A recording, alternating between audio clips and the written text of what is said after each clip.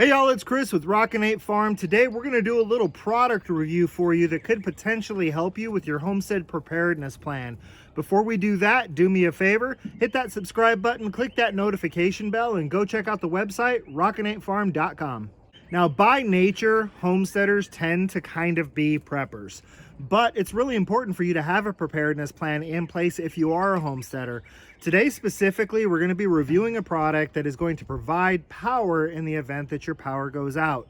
And as a homesteader, we invest so much time in feeding our chickens to collect our eggs and raising pigs to butcher or raising cattle to butcher or spending all that money on 90 or 120 Cornish cross hens in order to get them butchered and put in the freezer.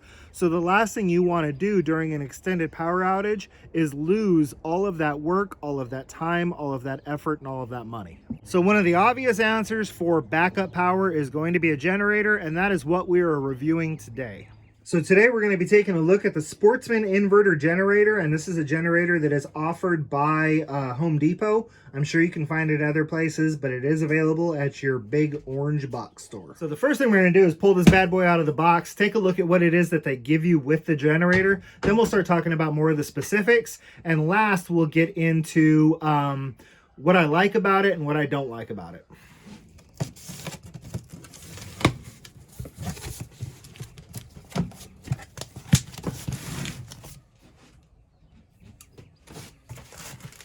Alrighty, so obviously it's going to come with instructions. It also comes with a small tool kit that's got a screwdriver in it. It's got a little wrench thing that you can use your screwdriver with. A little paper funnel comes in here, believe it or not.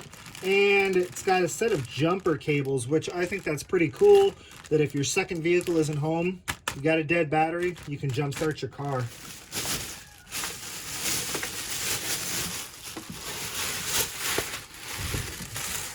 Now, I think one of the first things worth mentioning is the size. I've set a standard size milk crate next to it here just for a little bit of a size comparison.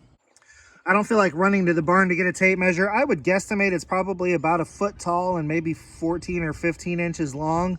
It's probably only about 8 inches wide.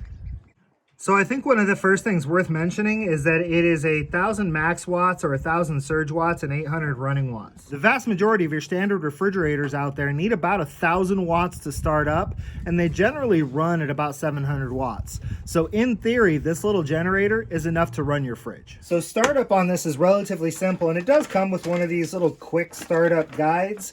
I personally think this is one of the things in the instructions that's kind of unnecessary, because if you're doing what you're supposed to be doing with your generators, then the very first thing you should do when you get this thing in is read through the instruction manual, start it up, go through a cycle, make sure it operates properly. So a quick startup guide, to me, that's something that kind of you use in like an emergency type situation, but you should know your equipment. So I guess it's cool to have. I don't really see the point.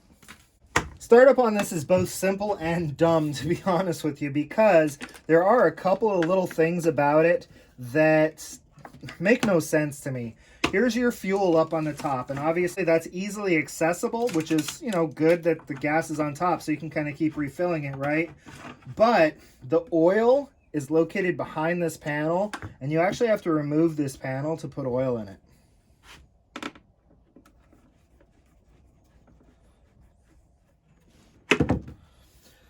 So once this panel pulls off, you see you got your pull start here. This is your on off for your fuel, but here's your oil in here located behind the panel.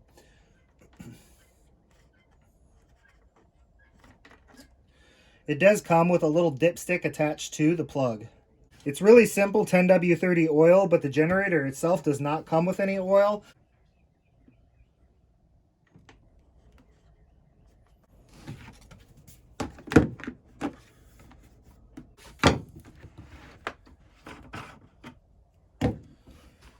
It holds 0.55 gallons of gas, so let's just call it a half gallon. I'm just going to put enough in here for us to go through a little start cycle. Now to start this bad boy up, we have to do a few things. The first thing is we have your fuel cutoff here, so you have to flip that to on. You also have to take your choke up here and put it all the way to the start position. It also has a warm-up position and a run position. Once you've got the choke on, once you've got the fuel open, you're going to push the little primer ball right here. I don't know, 5 or 6 times, just until you can see gas in the primer ball. And there you go, you can see the fuel in there now. Next thing you're going to do is here on the front, you're going to flip the power switch on. And now all that's left is to pull the start cord. We'll take it outside to do that, obviously.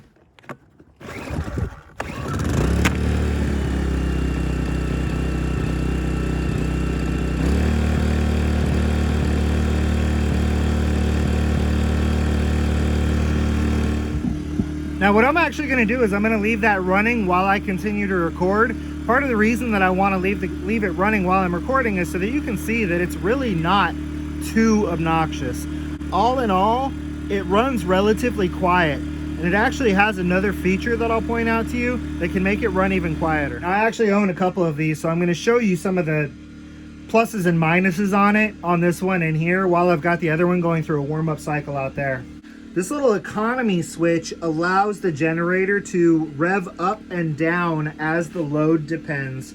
So if the generator's under a lot of load, that motor might really be revving, and it might be considerably noisier than when it's just kind of at an idle.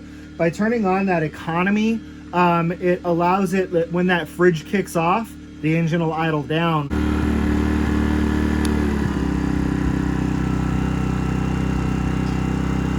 So by having that economy setting on, that's how you're really going to be able to tell when that fridge is cooling and when that fridge has kicked off. And that's a good time for you to go move your extension cord and put it on another refrigerator. One of the other things I really like about this particular generator is actually that fuel cutoff switch, because by just cutting the fuel, it allows the fuel that's in the carburetor and in the lines to be burned out. And that way you don't have gas sitting in the machine parts of your generator. It's only sitting in the fuel tank.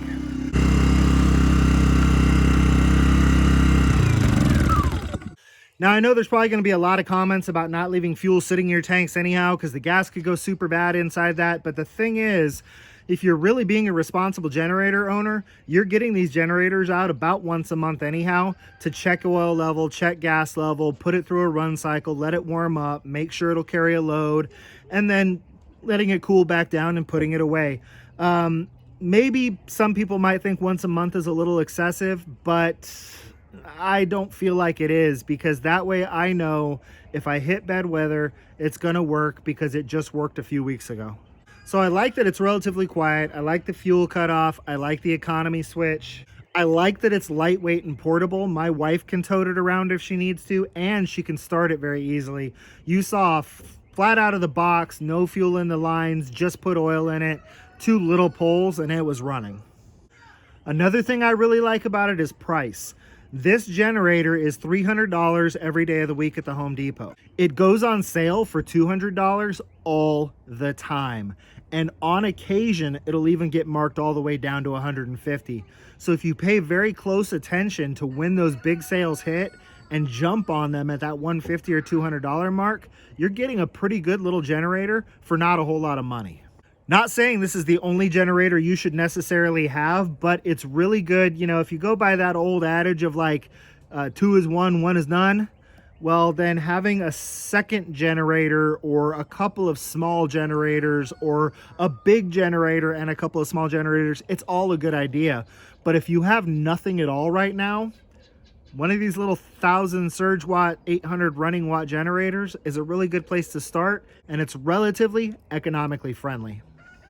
Now, some of the things that I think are kind of dumb about this generator, I understand why they do it. Like I said, it's probably to avoid hazmat shipping costs. But with this being kind of an entry-level starter generator and having all the little quick setup guides for beginners and stuff like that, it just seems to me that they could ship a little 7.5 ounce bottle of oil with this thing. There's a lot of equipment out there that comes with a little bit of oil to get it started. I kind of don't understand why these generators don't come with a little bottle of oil to get them started. So we'll just set that one aside and we won't harp on it too much, because most people have some 10W30 sitting around, and if they don't, they probably kind of should. I'm not going to gripe on its wattage capacity or its carrying capacity, because it's a small, inexpensive generator, so you're getting what you pay for. If you get a $1,000 Honda, you're going to be able to run a lot more stuff than you are with a $200 Sportsman.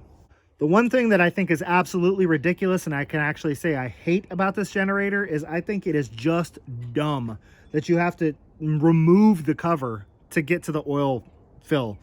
That makes no sense to me whatsoever. If you can have a gas fill on the top, I don't see why you can't have an oil fill on the top. I mean, chainsaws, trimmers, all small engines have a way to fill up both. I kind of just really don't get why you can't fill up both without having to take the entire cover off the side.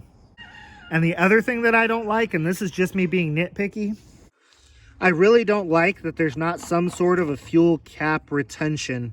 You know, I mean, even your car comes with a little strand so that your fuel cap dangles on the side of your vehicle when you're filling up. So like I said, it's just me being picky, but I really don't like that.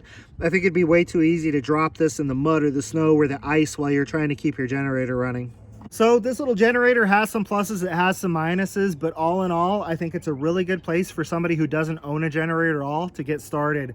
Like I said, if you watch the sales, it's $150. As a bonus on top of that, I think Home Depot does free shipping on anything over like $49 or $59 or something like that. So you can pick up this generator online, have it delivered to your house. As soon as it gets there, get it out of the box, run it through a cycle, put a load on it, get familiar with it, and then continue that monthly maintenance to make sure that it's operating for you so it's there when you need it. I'm happy with these little generators. That's why I own a couple of them. That's all I've got for you today. I hope you enjoyed the product review. Go out there and get your homestead prepared. And until I see you again, be happy and live healthy.